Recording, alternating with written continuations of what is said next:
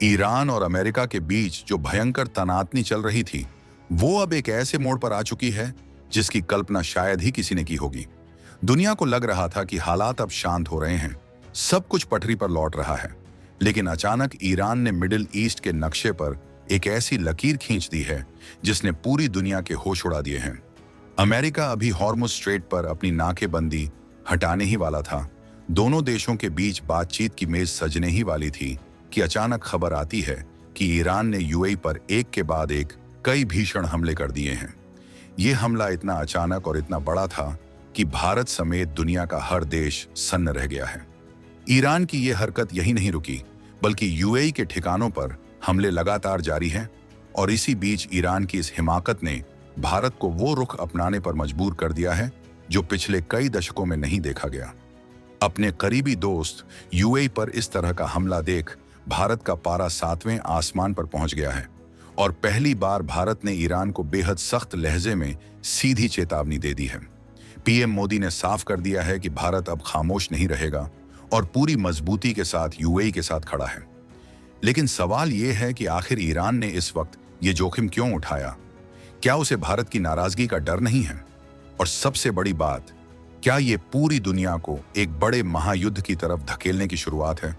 UAE के ऊपर जो आग बरस रही है, उसका धुआं अब भारत के गलियारों तक पहुंच चुका है। 4 और 5 मई 2026 की वो तारीखें जिन्होंने पूरे मिडिल ईस्ट का भूगोल बदलने की कोशिश की है, उनकी गहराई में जाना बहुत जरूरी है।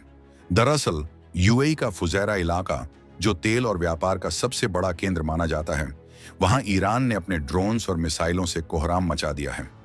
ये कोई छोटा मोटा हमला नहीं था, बल्कि एक सोची समझी साजिश थी जिसका मकसद सीधे तौर पर ग्लोबल सप्लाई चेन को तोड़ना था। जैसे ही फुजैरा के ऑयल इंडस्ट्री जोन में धमाके हुए, पूरी दुनिया की नजरें ईरान की तरफ घूम गईं। इस हमले की तपिश तब और बढ़ गई जब पता चला कि ईरान के इस हमले में 3 भारतीय नागरिक गंभीर रूप से घायल हो गए हैं।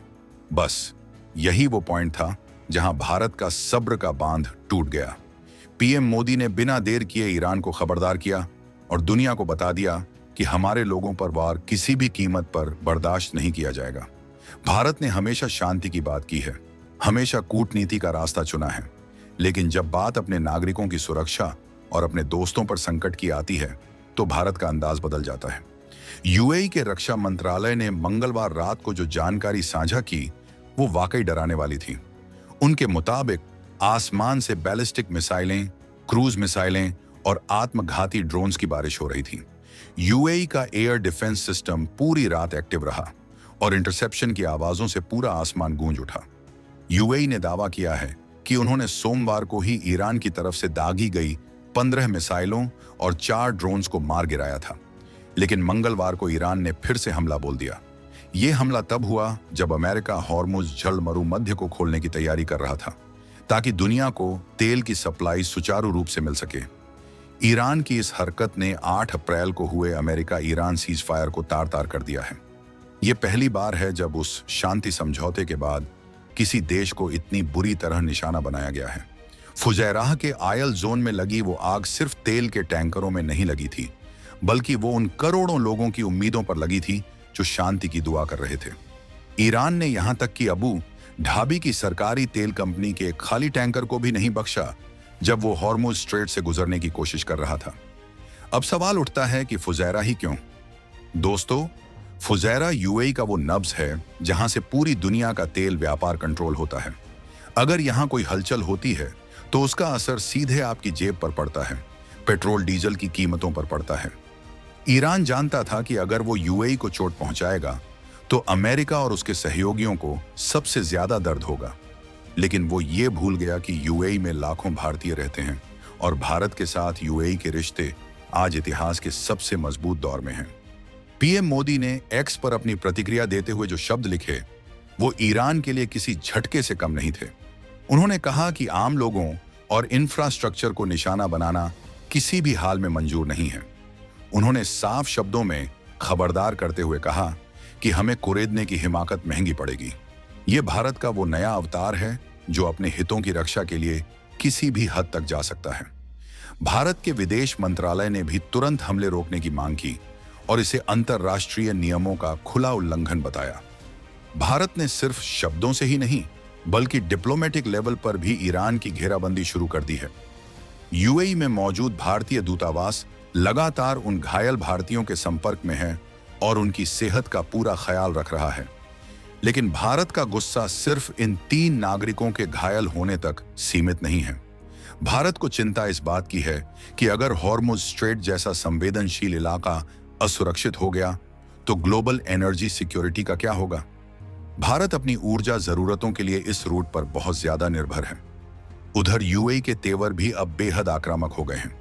उनके विदेश मंत्रालय ने साफ कह दिया है कि यह हमला बिना किसी उकसावे के किया गया है और ये यूएई की संप्रभुता पर सीधा प्रहार है। यूएई ने जोर देकर कहा है कि वो अपनी सुरक्षा और एकता के लिए किसी भी खतरे को बर्दाश्त नहीं करेगा और अंतर्राष्ट्रीय कानून के तहत उसे पलटवार करने का पूरा अधिकार है। ये बयान साफ संकेत दे रहा है कि आने वाले दिनों में खाड़ी के देशों में बारूद की गंध और बढ़ सकती है। इस पूरे ड्रामे के बीच अमेरिका के राष्ट्रपति और मौजूदा हालात में बेहद सक्रिय डोनाल्ड ट्रंप का बयान भी आग में घी डालने जैसा है। ट्रंप ने दावा किया है कि अमेरिका ने ईरान को बहुत बुरी तरह पस्त कर दिया है। उन्होंने यहां तक कह दिया कि ईरान की नौसेना अब सिर्फ छोटी नावों और मशीन गनों तक सिमट कर रह गई है। उनके मुताबिक ईरान के बड़े जहाज अब समुद्र की गहराई में सो रहे हैं। ट्रंप ने ईरान के परमाणु कार्यक्रम पर भी बेहद कड़े शब्दों का इस्तेमाल किया और उन्हें बीमार लोग करार दिया। ट्रंप के इस बयान ने ईरान को और ज्यादा बौखला दिया है। ईरान ने आधिकारिक तौर पर तो कोई बड़ी टिप्पणी नहीं की है, लेकिन उसने इन हमलों के पीछे अमेरिका की सैन्य मनमानी को जिम्मेदार ठहराया है। यानी ईरान ये दिखाना चाहता है कि वो जो कुछ भी कर रहा है वो मजबूरी में कर रहा है। लेकिन हकीकत क्या है? क्या ईरान वाकई वजूद बचाने की लड़ाई लड़ रहा है या फिर वो अपनी ताकत का गलत प्रदर्शन करके दुनिया को डराना चाहता है? भारत के लिए ये स्थिति बहुत ही पेचीदा है। एक तरफ ईरान के साथ हमारे पुराने ऐतिहासिक और रणनीतिक रिश्ते हैं, चाबहार पोर्ट जैसा प्रोजेक्ट है, तो दूसरी तरफ यूएई हमारा वो भाई जैसा दोस्त है जिसने हर मुश्किल वक्त में भारत का साथ दिया है। लेकिन जब बात सिद्धांतों की आती है और जब बात बेगुनाह लोगों पर हमलों की आती है तो भारत ने हमेशा सच्चाई का साथ दिया है। पीएम मोदी का स्टैंड ये साफ करता है कि भारत अब किसी भी गुटबाजी में नहीं फंसेगा, बल्कि जो सही है वही कहेगा। होर्मुज जल मरुमध्य, जिसे दुनिया का सबसे महत्वपूर्ण चौक पॉइंट कहा जाता है, वहां अगर नेविगेशन रुक गया तो पूरी दुनिया की अर्थव्यवस्था चरमरा जाएगी। भारत इसीलिए बार बार फ्री और ओपन नेविगेशन की वकालत कर रहा है। अगर ईरान इसी तरह मिसाइलें दागता रहा तो कोई भी शिपिंग कंपनी इस रूट से गुजरने का जोखिम नहीं उठाएगी। इसका सीधा मतलब है महंगाई का विस्फोट। ईरान की इस हरकत ने यह भी साफ कर दिया है कि मिडिल ईस्ट में जो शांति के प्रयास चल रहे थे वो कितने कमजोर थे। एक छोटा सा ड्रोन हमला पूरे क्षेत्र को युद्ध की आग में झोंकने के लिए काफी है। भारत ने संवाद और कूटनीति की अपील तो की है, लेकिन साथ ही अपनी सेना और रणनीतिकारों को भी अलर्ट मोड पर रखा है। अगर हालात और बिगड़ते हैं तो भारत को अपने नागरिकों को वहां से निकालने के लिए बड़े ऑपरेशन चलाने पड़ सकते हैं। फुजैरा के आयल सेंटर में लगी आग को बुझा लिया गया है, लेकिन जो अविश्वास की आग ईरान ने लगाई है वो इतनी जल्दी नहीं बुझने वाली। यूएई की डिफेंस मिनिस्ट्री ने अपने एंटी मिसाइल सिस्टम को हाई अलर्ट पर रखा है। बताया जा रहा है कि ईरान ने नई पीढ़ी के घातक ड्रोन्स का इस्तेमाल किया है जो रडार की पकड़ में आसानी से नहीं आते। ये तकनीक ईरान के पास कहां से आई? क्या इसमें किसी और बड़ी ताकत का हाथ है? ये ऐसे सवाल हैं जो आने वाले दिनों में और भी गहरी रिसर्च की मांग करेंगे। इस वक्त पूरी दुनिया की नजरें भारत पर टिकी हैं।